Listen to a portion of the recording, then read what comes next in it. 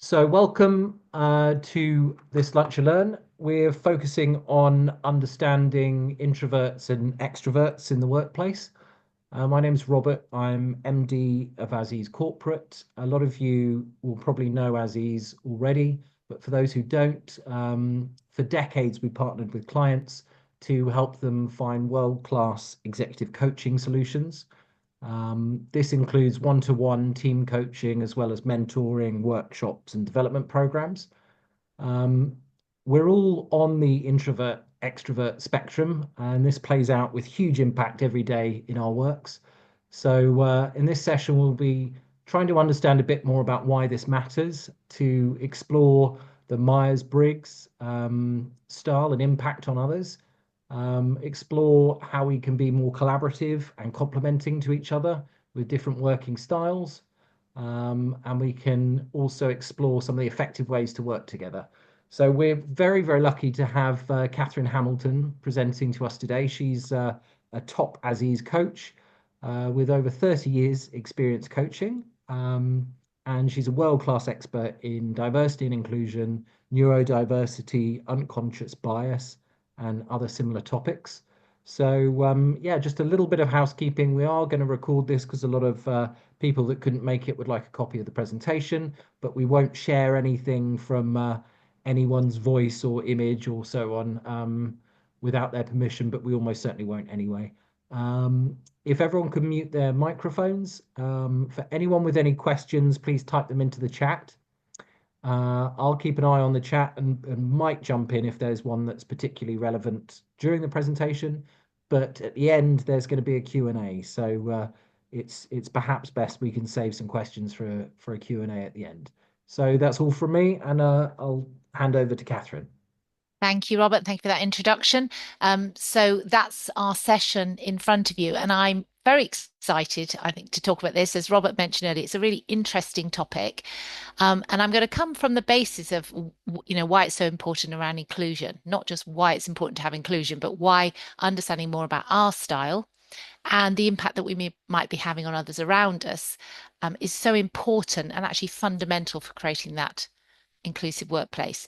So I'm going to start with sharing some models and some of the background theory before we then go on to maybe some new ideas and techniques and reminders about what we can be doing. So I'm very practical, a practical person. So the so what is what I hope I will leave you with. So let's begin with looking at, I love this little comic strip here. And I think the message from this is, we just aren't aware of that bias that we all have, that unconscious bias, but how it can affect other people. So getting to understand why this really matters and the impact, often negative, on others is also really important. So let's start with a model, which I'm sure you will have come across, something we call the Johari window. And the area that I really want to focus on here is that blind self. So Johari has set out 4 windows of how we present ourselves. And the blind self, or our blind spot, is of course what we don't know. We are genuinely unconscious, unaware, oblivious to those habits, those characteristics that we demonstrate to others, and therefore other people do know about them. So the fact that we may regularly finish other people's sentences for them may be something we're not aware of ourselves, but other people are getting frustrated or at least noticing that that's happening. Now, of course, we can do something about that, just like we can do more about our closed self, what we're not sharing with the world. So other people don't know about us. We're not sharing what we need and how we feel in certain moments. We know it, it's known to ourselves, but it's not known to others. And those are the 2 areas that are really important. And if I think about Myers-Briggs, really important, that underpin Myers-Briggs. So almost quite a simple ask, really. If we don't know, why don't we ask? Well, sometimes we don't know what we need to ask about ourselves. So we need to create the environment where people are willing to give us some feedback and say to us, do you know, you may not be aware, but actually every time somebody else is talking, you finish off their sentences. And it's likely that we might be incredibly shocked And we have to deal with that shock because this is something that somebody's genuinely has a blind spot about. So we have to be more willing to ask for that feedback to understand ourselves and our style and how it's impacting others, and then being willing to receive that feedback and do something with it. But also, we could be sharing more about, right now I'm finding this meeting very difficult to share what I want to share. Or right now, I don't feel like I'm being listened to in this meeting. So that closed self, what's going on with ourselves, how can we be more open and generous with what's happening for us so that other people that we're communicating with and working with understand us better? And by reducing our blind self and our closed self, the opportunity for potential there is so much greater. And we're reducing the risk of stepping into a new situation where you don't know what you're going to do and the people around you don't know what you're going to do. And that can be quite risky. So I just wanted to build that into what we're going to go on to because you'll see it keeps cropping up when we're talking about understanding ourselves and a little bit more. But we also have to think about this bias that is going on all the time. So let me just ask you a question and you can just visualize this yourself. When you think of a builder, who immediately pops into your mind?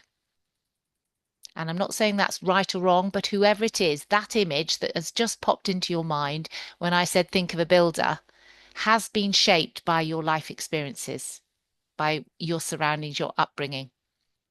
And so it's really important that we get to know and understand that bias that happens so automatically, we are often out of control with it. And we do then make those very quick decisions, judgments about what's going on around us. Now, we can mitigate that bias, and that's part of understanding our Myers-Briggs type better. We can then put in place some techniques to adapt and flex to suit that situation much better. So it's important that we understand that we all have this unconscious bias, but we can do something about it. Let's take that a little bit further.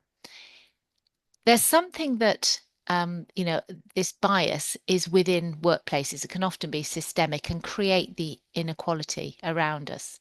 So if the workplace or the culture around you favors a certain way of working, maybe favors a particular type of working, I don't know, it could be only have in workplace meetings. It might favor people who speak up and talk more loudly. It might favor, let's do a lot of analysis and thinking before we reach decisions. Whatever it is, there will be a culture and people tend to want to fit in. And we need to remember that learning to fit in actually isn't about inclusion. It's a lot more about compliance. And then that can cause a drop in performance and be quite stressful. And I'll come on to that later. So bias and trying to mitigate that bias in our workplace to genuinely create inclusion is important when we go about thinking about all of these, all of our Myers-Briggs types. So the bias can also then lead to stereotypes. And again, we do hold stereotypes around even when we talk about introverts and extroverts.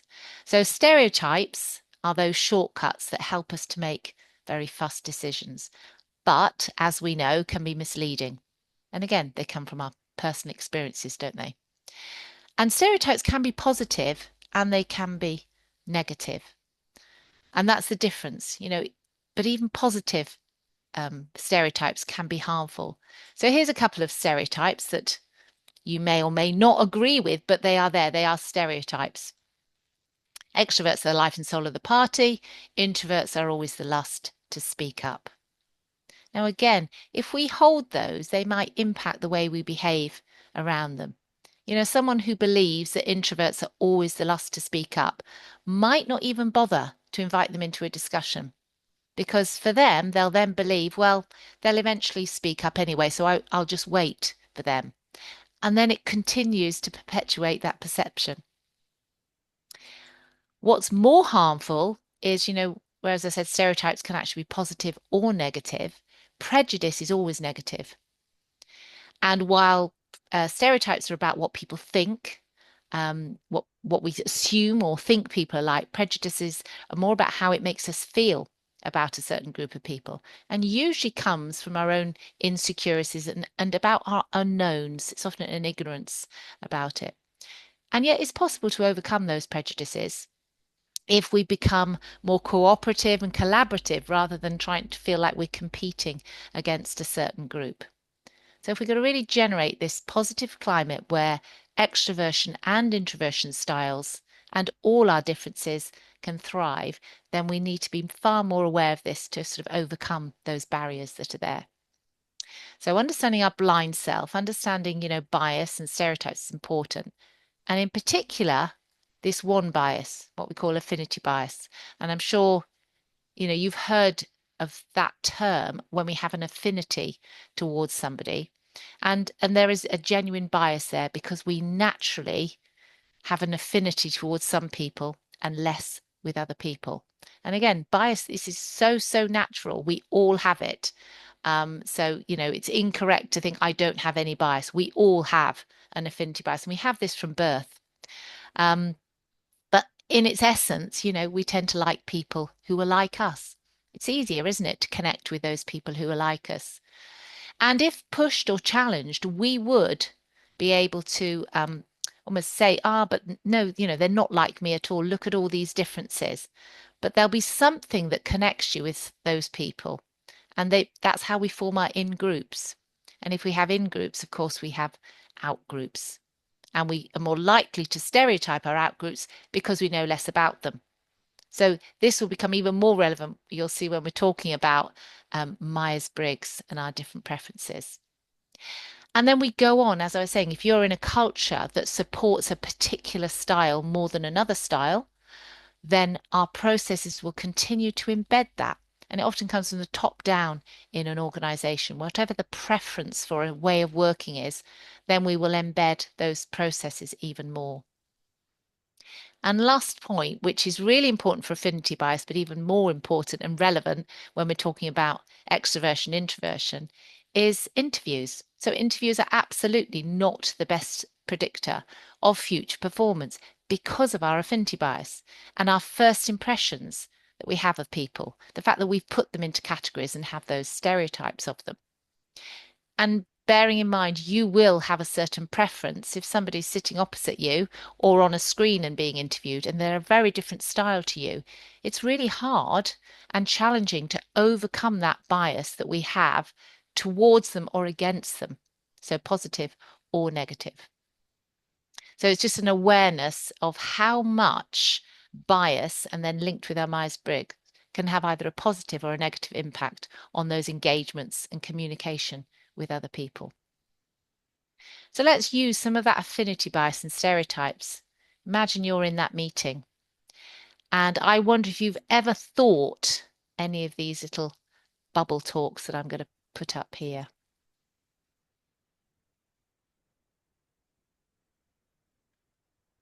There'll be people around the table or on your screens, and you'll be just thinking this as they're speaking up or staying quiet, how they're engaging with others. And although they're almost throwaway thoughts in our mind, they are based on the fact that we have a certain way of working and that we believe that the way we work is right and the best way to do things. So if anybody's style preference is in a different way to us, those are coming from quite a judgmental point of view and can lead to then some not particularly useful actions.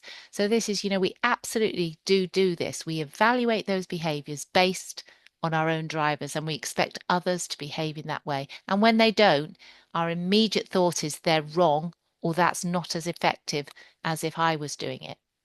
So we do need to focus on outcome and not on style. And we need to look at ourselves first and think, what is it that I'm doing?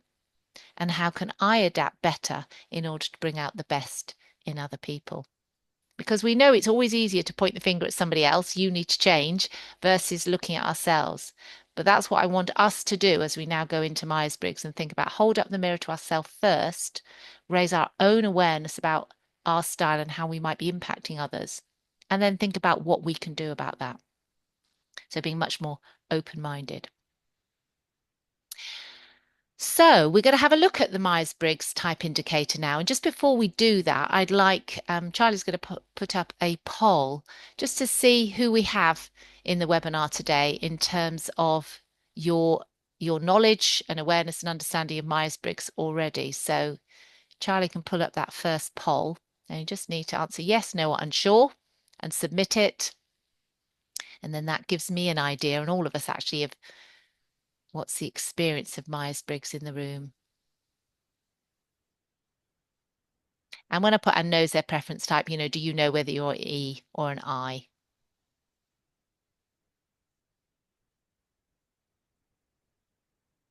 So hopefully you can see the poll, one of three choices.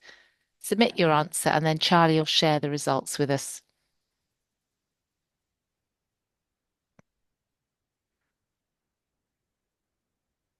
Okay, so we have more than 50%. You can see yes, 38% okay. So for some, it might be a bit of a refresher. And then for the 38% and unsure, hopefully you'll go away knowing with far more clarity, whether you have a preference for extroversion or introversion. Okay, so it's a good balance there. Thank you. So if we can close that then. I think I can do that. Okay, so let's have a look at what's often referred to as MBTI. You don't often see a Myers-Briggs type indicator, but that's what it means. So apologies to those who know this and perhaps work with it, maybe coach others on Myers-Briggs. I'm just going to do an overview. I'm not going to go into too much detail, but just to try and create the relevance for going forward. So the purpose of Myers-Briggs is like any of our personality type measure. It gives us a greater understanding about ourselves. And I hope you'll have that by the end of this session as well.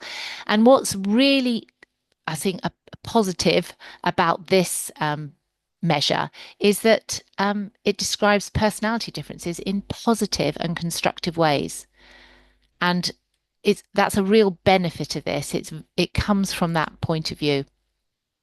So we can appreciate both the differences between people, and then find out, as I said in part of this session, is how can we work better together in a much more complementary rather than a competitive way. So we'll go away understanding more about ourselves, but also more about others as well. So it's based on the eminent Swiss psychologist Carl Jung, but then it was developed by two non-psychologists, mother and daughter, who wanted to create a greater access to this really useful and important work. So there's been all sorts of, it's a very research-based personality type measure. And it's based on the belief that, it's innate. We are born with this preference. It's not something that you develop later on. So once you know your Myers-Briggs, it's rare that it would change. And it might change in terms of clarity, but not in terms of the type of it. A couple of NBs that I put on here, which I think are also important to know, is it's about preference. It tells us about where we are most energized, where we are most comfortable, where we would spend most of our time. And it's not about, how good you are at something or how poor you are at something. And it's very important to also that there's not a right or wrong way of doing something here. That's not part of the model at all. And then just finally, every one of our Myers-Briggs types, so there are 16 types that you can be, each made up of four letters, which are part of a preference pair. But each of those has its strengths, and it does also help with and talk about possible pitfalls. But there's no one type is better or worse than any other. And I suppose my final NB, which I haven't put on here, is being aware of our labels. So it's where I think even when we talk about extroversion, introversion, there's a lot of misunderstandings about it. But it's not to label something with that, because again, we're in danger of using a stereotype. And once somebody's labeled and put into that box, not only it contains them, but it can actually be very misleading and not helpful for that person. Okay. Well, as there's quite a number of you who've not done this before, I'm going to do a little exercise with you. So if you can all just get a pencil, pen, and a piece of paper in front of you, and I would just like you to sign your name.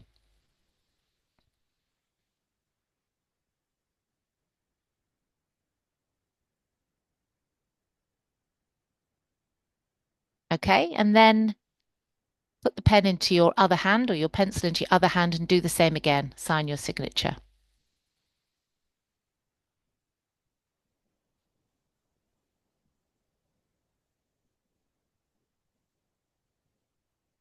Okay. And quite happy for you to just pop in the chat what was different about it. What happened the second time? Maybe pop a word in the chat in terms of how did it feel? Let's just see.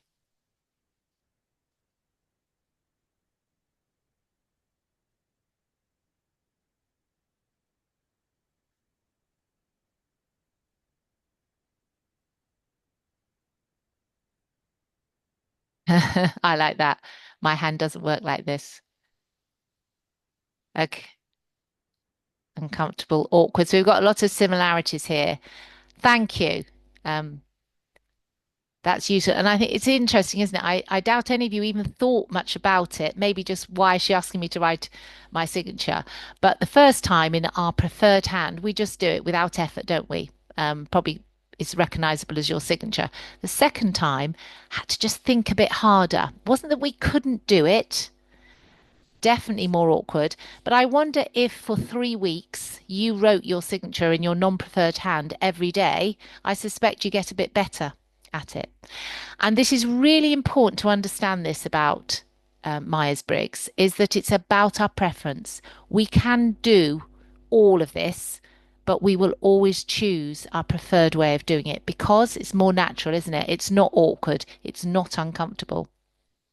It's not, it's who you are. It's me. So that let's remember that it's about a preference. So we can be both introverted and extroverted, but we will have a preferred place to be, and that's across all the different preference pairs. So let's have a look at this introversion and extroversion. So I was saying that introversion and extroversion is the first preference pair of Myers-Briggs. So there are four pairs. So introversion and extroversion are the first pair, and they represent not sociability, social connection, which is where I think there's quite some misunderstanding. In Myers-Briggs, it means about our natural orientations towards or energy, almost where do we receive or direct our energy, how do we focus our attention. So people who prefer introversion feel energized from within. People with an extroversion preference feel energized by the outer world of people and things. So again, if you haven't done this, and when we get to the end, you're still not absolutely certain, there is a questionnaire that you can do that's free that will give you where you are most likely to be. So let's give some characteristics of introversion.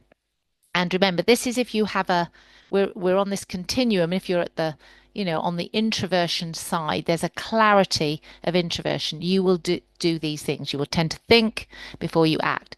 Absolutely enjoy reflecting and will spend your time reflecting on your own. You can energize yourself from within to think things through. Okay, and can concentrate for long periods of time on things because you are doing that on your own. And then the extroversion characteristics, try to do them the opposites of that. So you can see, I'll let you read through those because of what I want you to do if you don't know where you are, is to really begin to think, where do I spend my best time when I'm at my best self? Where do I feel most natural?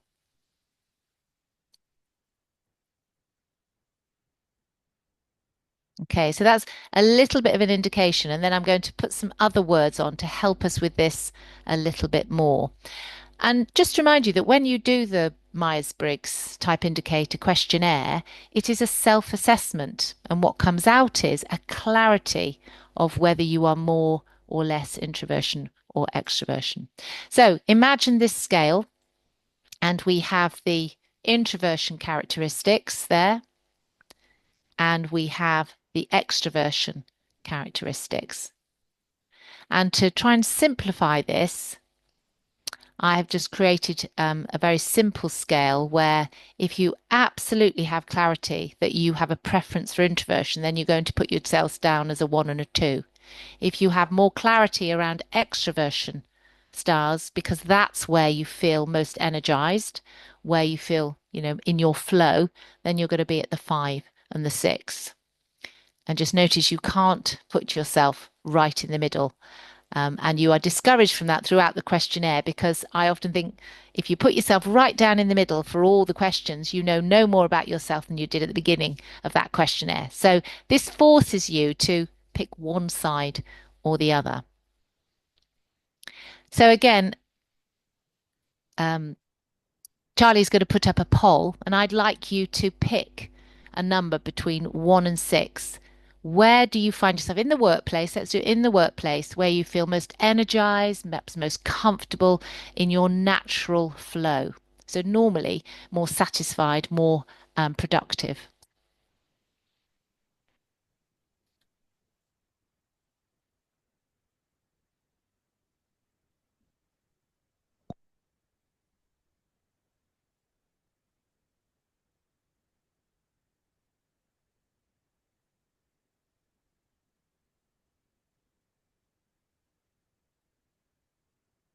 Again, when everybody has picked a number and submitted it, then Charlie can share the results.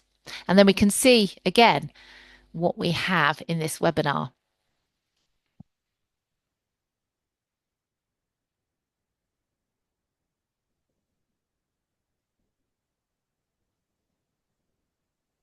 Okay, we got everybody submitted. Okay. Oh, wow, we have a real breadth. Slightly more on the, yeah, slightly more on the extroversion side than the introversion side and the most at choice 4. So actually there's a really even split. If this was a meeting, imagine this was a meeting, we're probably going to have a really good balance of the thinking and reflecting before speaking and the speaking up, different energy levels in that room. Um, and even that breadth will mean that might take longer in that meeting to make sure we're accommodating all those different needs. But you may decide to change this as we go through or when you do the questionnaire. Some of those I know will be known because there was a number of you who have done your Myers-Briggs, and some will be perhaps this is the first time you've seen it. So thank you for that. I'll just close that poll so we can see the screen. So let's use that then as we're going through. So there are things that we can be doing ourselves. I think that's one of the most important things. How could we adapt then, knowing that others, when we're engaging with them, we're communicating, we're in a meeting, might have a different style to us. So whatever situation you find yourself in, I think we can always develop better communication styles. So if we think or we know we have a clarity of preference for introversion, then there are things that here are some of my tips really.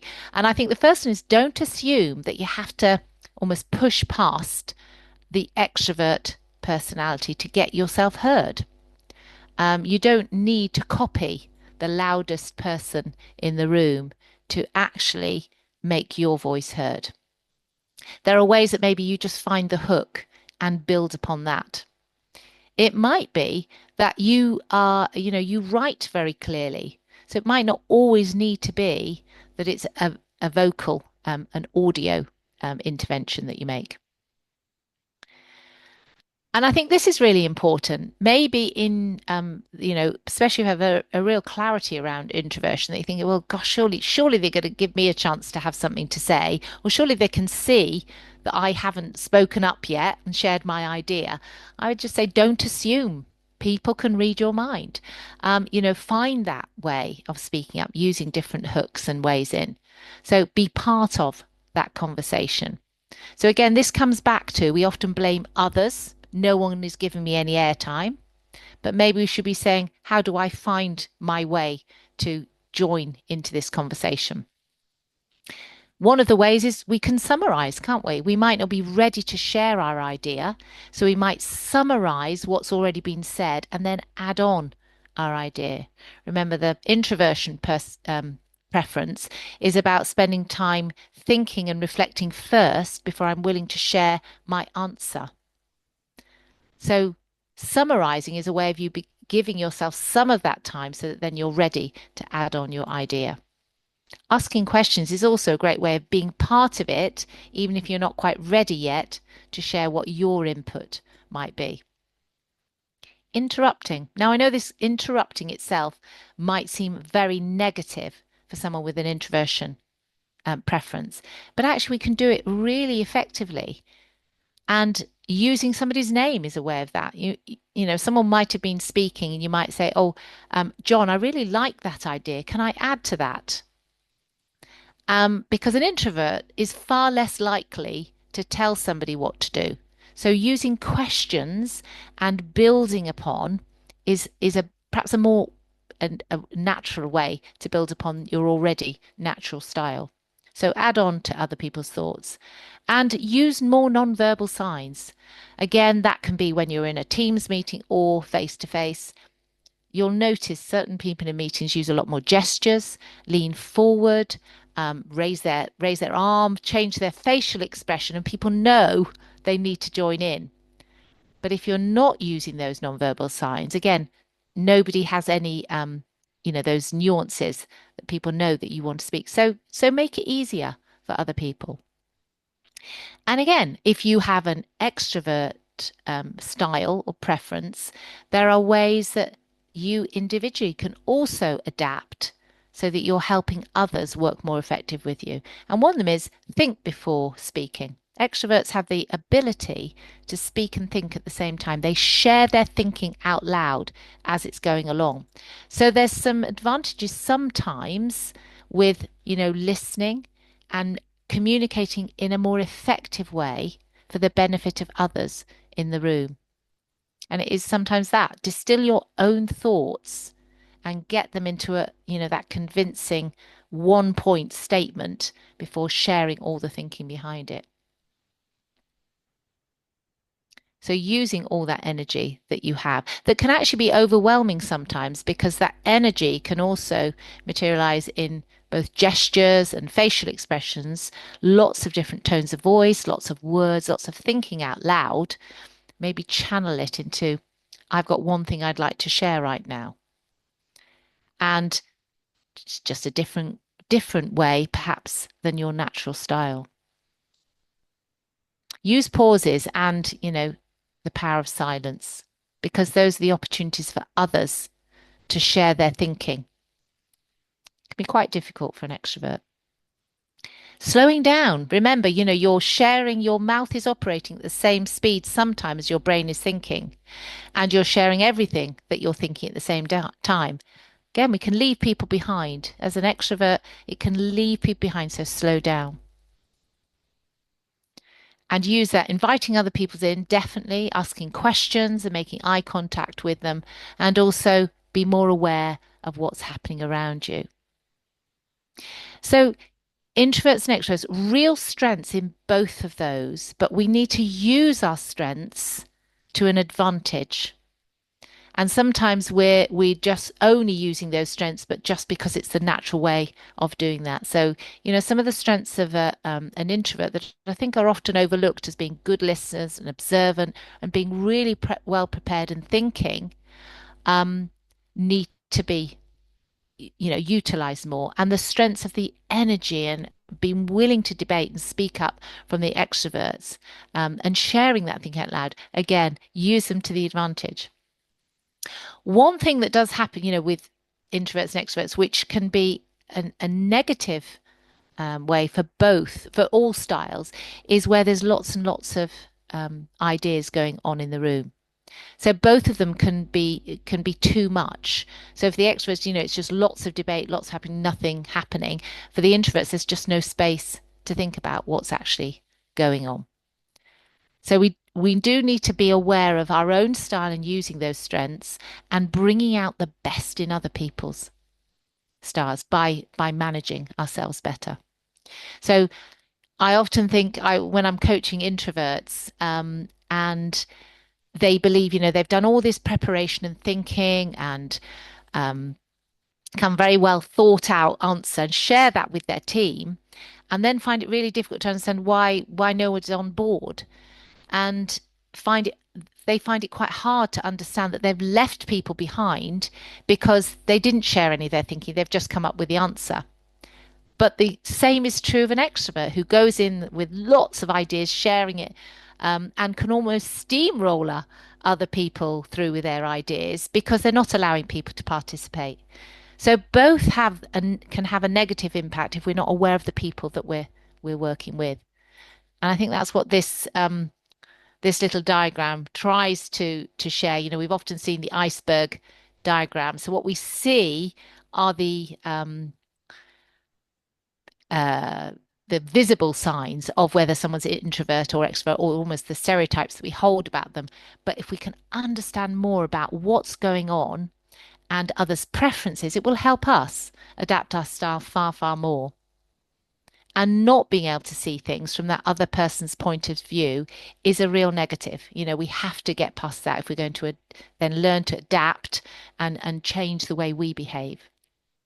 So that helps us with that inclusion and helps us not have communication clashes. So let's take that into meetings, because that's one of the areas where we spend so much of our time, don't we? And the I&E approach to meetings, I mean, we're all there together. We're communicating when we're in meetings, aren't we? So meetings could be so much better to support both our introversion and our extroversion styles, just by making sure we put different things in place. And whatever we put in place, for the introverts will benefit the extroverts. And whatever we put in place for the extroverts will also benefit the introverts. So, some of these very obvious things, but will suit introverts and bring out the best in them. So to give time for preparation, we always need to make sure we have an agenda so that they can be planned and prepared for that. We need to have breakouts, whether we're face to face or in team meetings, so that there's smaller, um, closer knit opportunities for people to share those ideas. And we need to allow that time for follow up.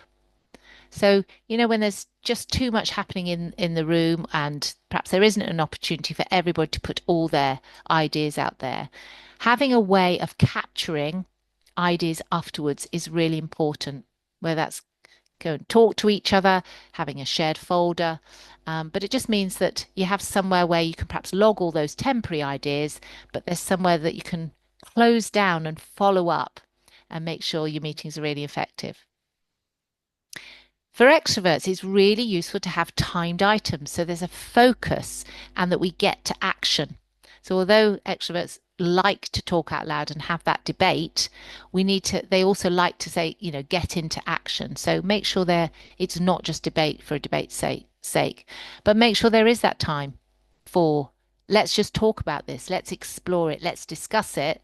But for the introverts, so what is it we're going to be able to do with that? Let's take that away and go and think about it, and then come back and make a decision.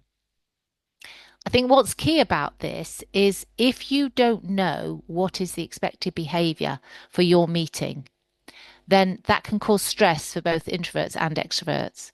So having some sort of meeting etiquette is really useful for creating much more effective meetings.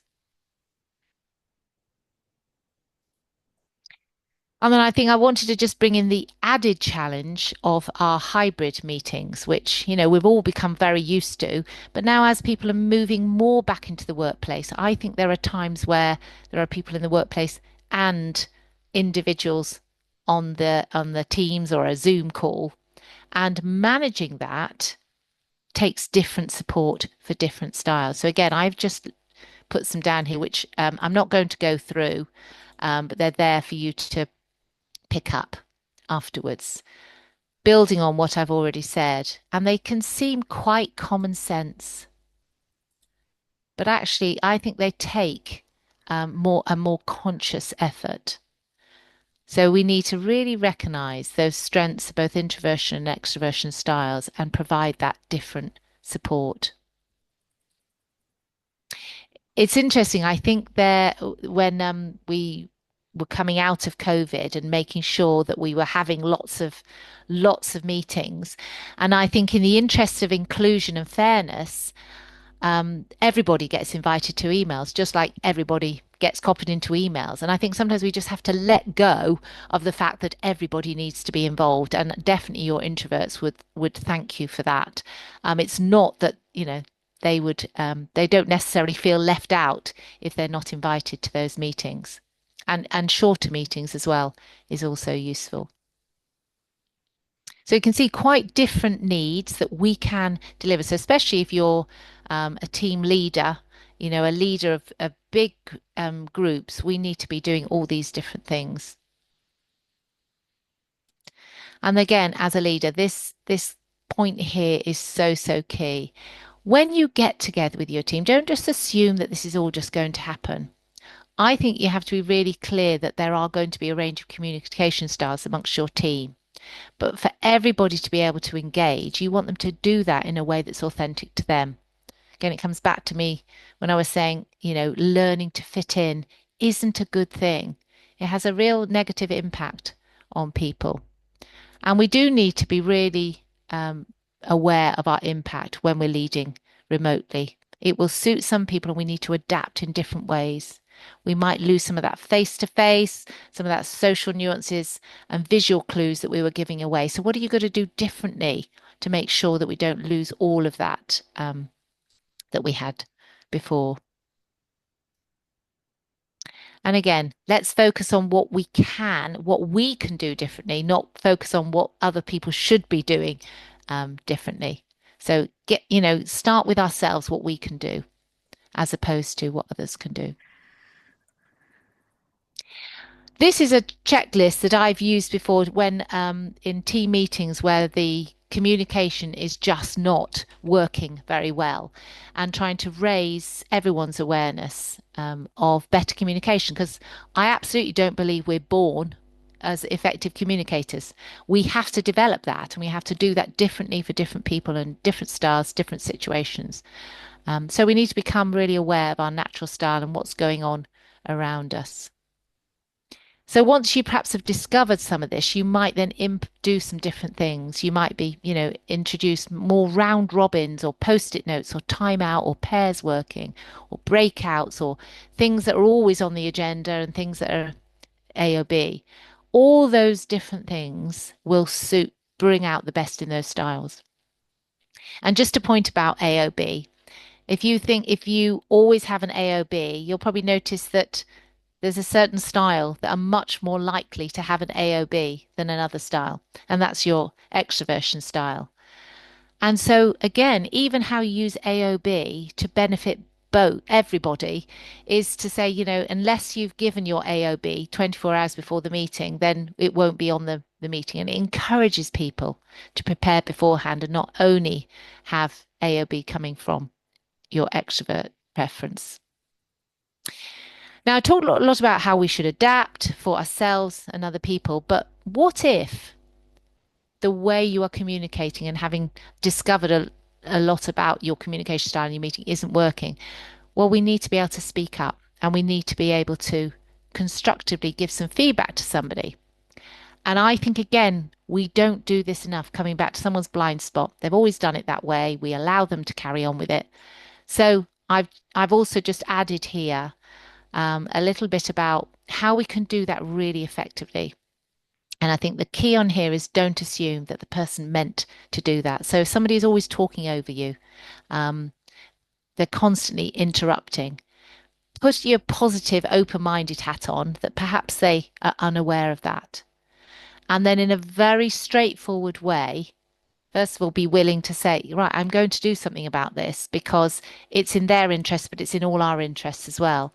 And then not as a punishment to a child, but simply just play back what happened in a very, very specific way. So it might be, you know, in that last meeting, there were 3 times where you spoke over me at the end of my sentences. Really specific, not blaming in any way. And then you might explain the impact on you, and it might just be, I found that really off-putting and found it very difficult to be heard. Now you can imagine then someone's not going to get defensive and say, oh, come on, it was nothing, I didn't mean it. They're more likely to hear you because you've just played it back, been specific, been very neutral, and you've shared, I found that difficult to be heard.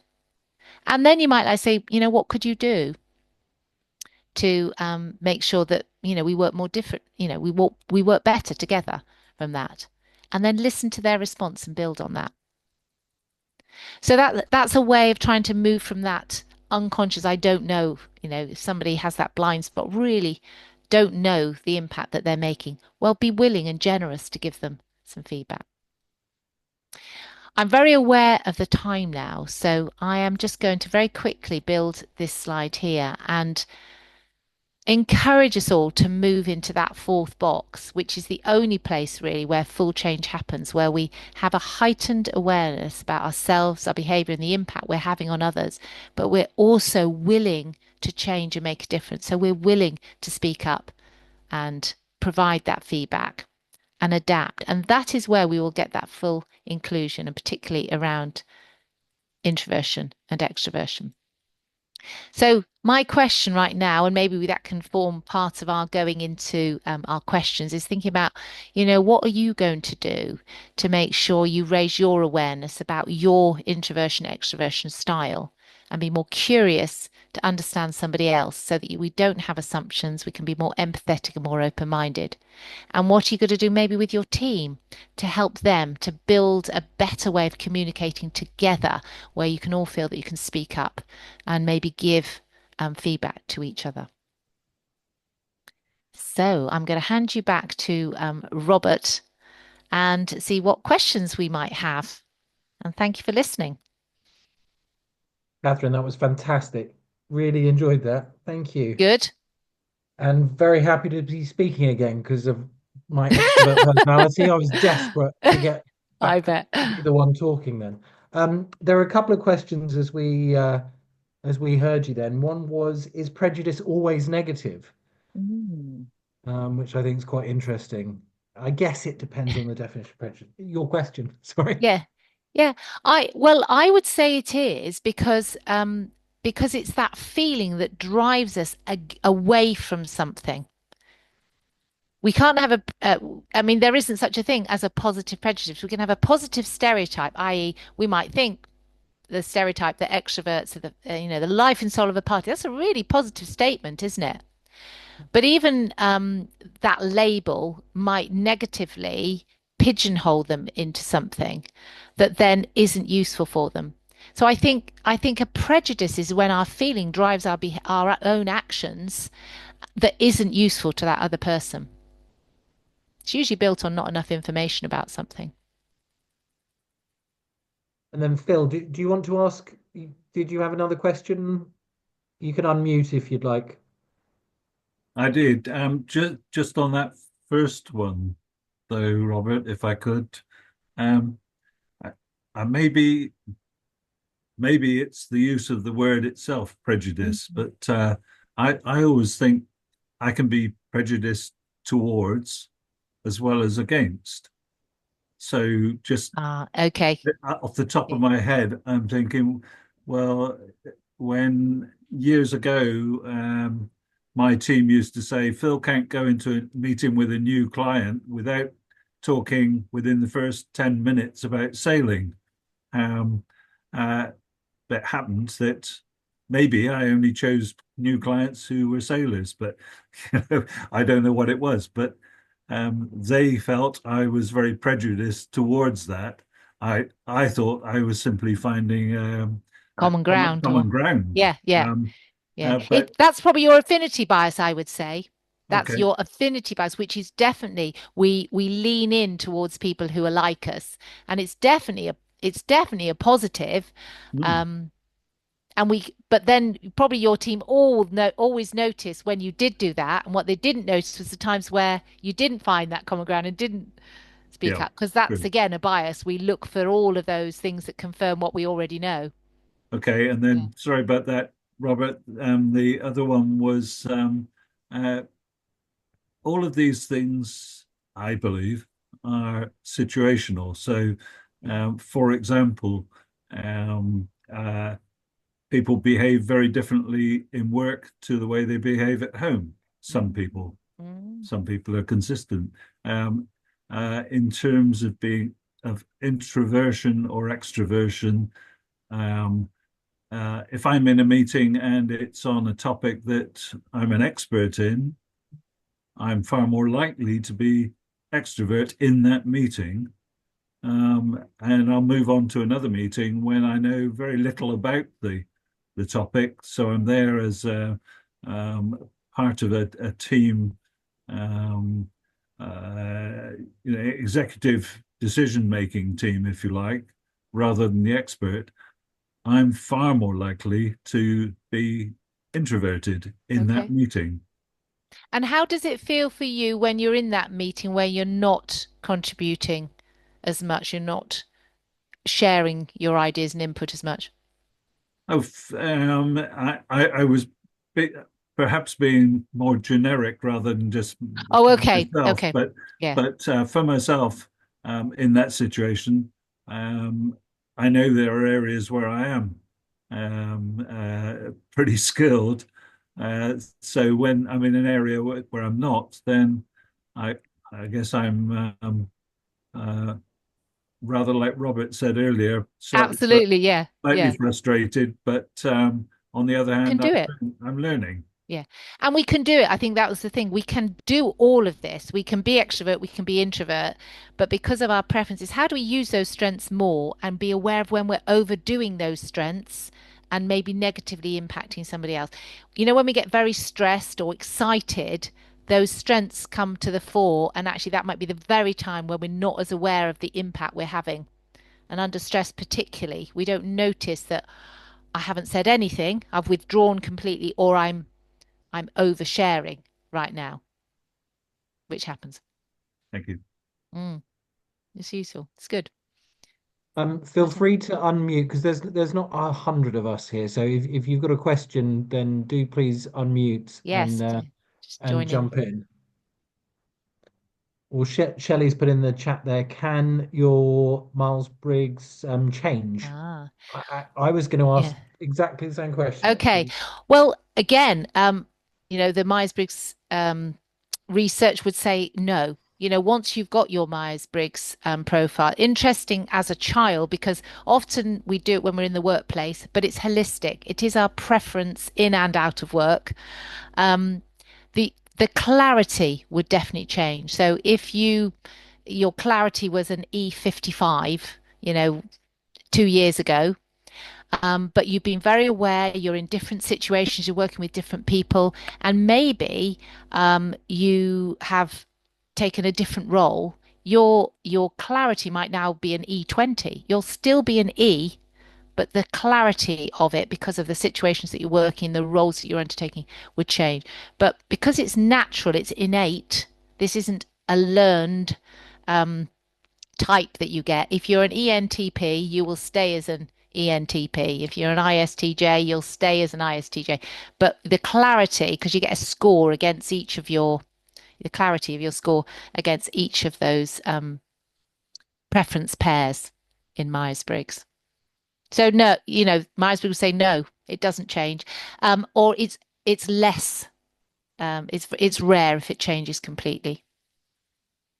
It's just to say, because of the time, I know Yeah. a few people are leaving now. Please feel free to send us a message if you'd like a copy of this presentation to anyone who has to go immediately.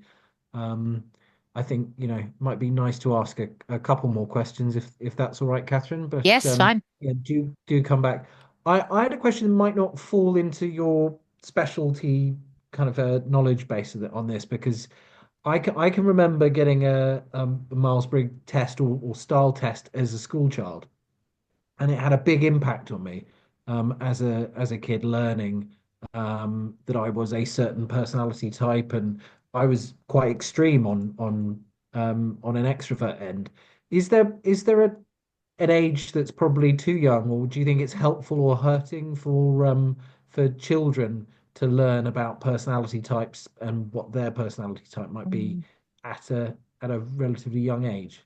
I don't know whether there is an age for it, but I think When you mentioned that earlier, I think the danger is this label. So say, oh, Robert, you're an extrovert, so you're bound to be the first person. Oh, you're bound to do that, aren't you? Or you might have even said, oh, well, I'm never going to be quiet in this classroom, am I? Because I'm an extrovert.